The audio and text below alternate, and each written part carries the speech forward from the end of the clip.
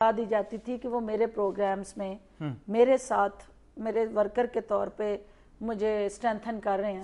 تو چوئی صاحب کی کاوش اور کوشش یہ تھی کہ اس پارٹی میں پی ایم ایل کیو میں نہ مجھے کوئی کام کرنے دیں, جو میں لڑ جھگڑ کے فنڈز یا کوئی اپنے لوگوں کے لیے پروجیکٹ لے کے جاتی تھی یہ اس فائل کو دبوا دیتے, اس پہ عمل درآمد نہ ہونے دیتے. یہاں تک کہ سوئی گیس کی اسکیم میں میرا یہ کریڈٹ تھا کہ پہلی گیس پائپ لائن جو کسی رورل ایریا کو گئی وہ I was the trend setter. وہ سارا اسٹیبلش ہے فردوسہ بھی, اس کا ریوارڈ دیکھیں نا لوگوں نے دیا آپ کو کہ آپ نے لوگوں نے آپ کو ووٹ دیے, آپ کی محنت. اگر آپ نے لوگوں کی ڈیزائر کے خلاف پارٹی چینج کی ہوتی یا ان کی ڈیزائر کے خلاف چلے ہوتے تو پھر آپ کو وہ 83,000 ووٹ نہ دیتے. آپ ریزرو سیٹ کی محتاج نہیں رہی, آپ جنرل الیکشن لڑ کے لوگوں کے مینڈیٹ سے آپ آئیں.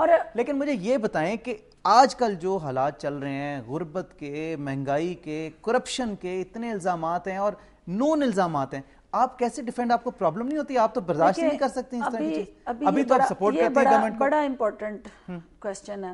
پہلی بات تو یہ ہے کہ میں تھوڑا سا پیچھے والا اس لیے بتا دوں کہ لوگ حکومتیں چھوڑتے ہیں, اپوزیشن چھوڑتے ہیں, پارٹی بدلتے ہیں حکومت میں جانے کے لیے.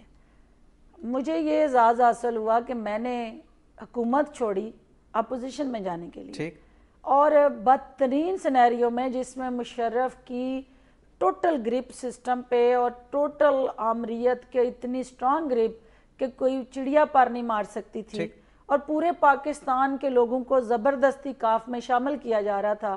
وہاں سے ایک خاتون اٹھ کے چودھریوں کے جہاں چوئی وجاہت کا حلقہ ختم ہوتا ہے اس سے آگے میرا حلقہ شروع ہوتا ہے.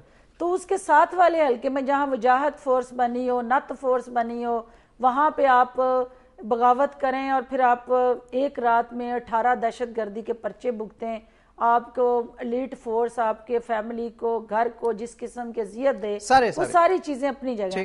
لیکن میں نے سٹینڈ لیا ایک کاز کے لیے, جو میں نے پہلے آپ کو کہا کہ پہلے مجھے یہ یقین ہو کہ میں ٹھیک کر رہی ہوں, پھر مجھے نہیں پتا وہ مشرف ہے, مہیر حسین ہے, وہ کون ہے. اب آج کا سینیریو جو ہے, کیونکہ میں اس سسٹم سے آگے آ رہی ہوں نا, میں نے یہ دیکھا ہے کہ یہ جتنے مسائل ہیں, کیونکہ میں ماسس سے ہوں, میں نے ماسس سے ووٹ لیے ہیں, مجھے نہ کسی صنعتکار نے ووٹ دیا نہ کسی جاگیردار نے دیا. مجھے ان ماسز کی جو ایشوز ہیں اگر میں ان کو ڈسکس نہ کروں, لڑوں نہ, جنگ نہ لڑوں, میرے اس ووٹ کی توہین ہے جو میں لے کے آئی ہوں. اب اس میں کیا پرابلمز ہیں؟ اب جس طرح کا پاکستان آپ کو ہینڈ اوور ہوا ہے, جو جنگ ہم لڑنی ہے عوام کی, وہ ہم نے لڑنی ہے پارٹی کی سطح پہ, اور پارٹی کی تمام میٹنگز میں جو بھی عوام سے ووٹ لے کے آتا ہے وہ کبھی بھی نہیں چاہتا کہ عوام تکلیف میں ہو, اس کا ووٹر تکلیف میں ہو, کیونکہ اس نے دوبارہ ان میں جانا. ہم نے کسی نے بریف کیس لے کے اکیلے نہیں بھاگنا, ہم نے انہی لوگوں میں جینا ہے, انہی میں مرنا ہے, ہماری قبریں ادھر بننی. اب اس صورتحال میں پارٹی کی جو انٹرنل پالیسی میکنگ ہے, کیبنٹ کی انٹرنل پالیسی میکنگ ہے, اس میں تو ہم لڑتے ہیں, اس میں ہم اپنی لیڈرشپ کو ریئلائز کراتے ہیں. لیکن آپ کی لڑائی ٹاک شوز میں تو نہیں نظر آتی. اب وہاں پہ ایک پرابلم یہ ہے کہ وہاں میری پارٹی کو مجھے ڈیفینڈ کرنا ہے. اچھا, میری ویژن اس ایشو کے ساتھ انٹرلنک ہے یا نہیں ہے, لیکن مجھے اس ایشو کو جہاں پہ ملک کا مفاد ہے. تو آپ نے تو کہا کہ آپ اپنی ویژن کو ڈیفینڈ کرتی ہیں, آپ کو یہ نہیں ہوتا کہ سامنے کون کھڑا ہے. اس کی ریزن یہ ہے کہ آج پاکستان ڈی سٹیبلائز ہوگا اگر پاکستان پیپلز پارٹی یا اس ملک میں جمہوریت ڈیریل ہوگی.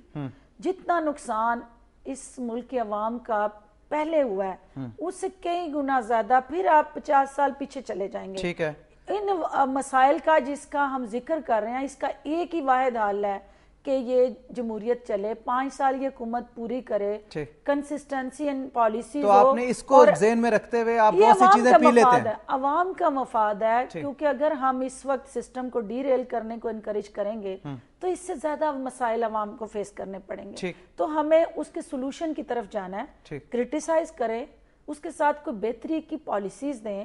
اس میں آپ بہتری کی پالیسیز آ رہی ہیں آپ کے خیال میں؟ جو عوام کے آج مسائل ہیں, جو یہ غربت بڑھتی جا رہی ہے, مہنگائی بڑھتی جا رہی ہے, لوگوں کی ریچ میں بیسک ہیلتھ فیسیلیٹیز نہیں ہیں, کرپشن بہت زیادہ ہے. میں بالکل آپ سے اتفاق کرتی ہوں. کرتی ہیں آپ اتفاق اس لیے کرتی ہوں کہ کرپشن اس لیے ہائی لائٹ ہو رہی ہے کہ آپ لوگ آزاد ہیں, میڈیا آزاد ہے, انسٹیٹیوشنز پہ کوئی قدغن نہیں ہے.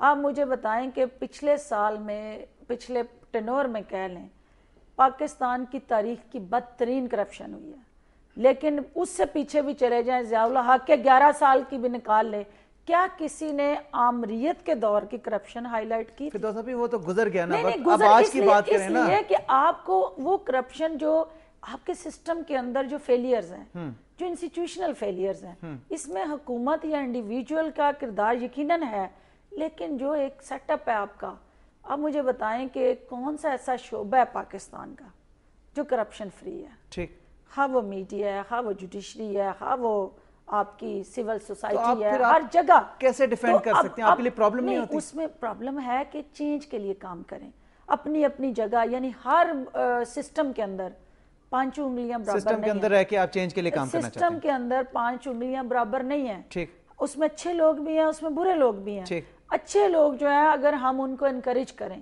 ان کو موٹیویٹ کریں اور وہ برے لوگوں کا محاسبہ کریں تو چینج آنی ہے۔ ہم یہ کرتے ہیں کہ جو جتنا برا ہے ہم اس کو سب سے زیادہ اتنا ہائی لائٹ کرتے ہیں، اس کو پروموٹ کرتے ہیں، اس کو سپورٹ کرتے ہیں، تو جب سسٹم بنا ہی آپ کا ان لوگوں کے لیے ہے، 2 نمبر لوگوں کے لیے، تو پھر چینج کیسے آنی؟ خواتین و حضرات، اسی موقع پہ ایک چھوٹی سی بریک ہمیں لینی ہے، لیکن آپ نے جانا کہیں نہیں ہے کیونکہ ڈاکٹر فردوس عاشق امان بالکل یہیں پہ موجود ہیں، ان سے ہم بات چیت کا سلسلہ بھی جاری رکھیں گے۔ اسٹے ٹیون ٹو جاگو دنیا اسپیشل۔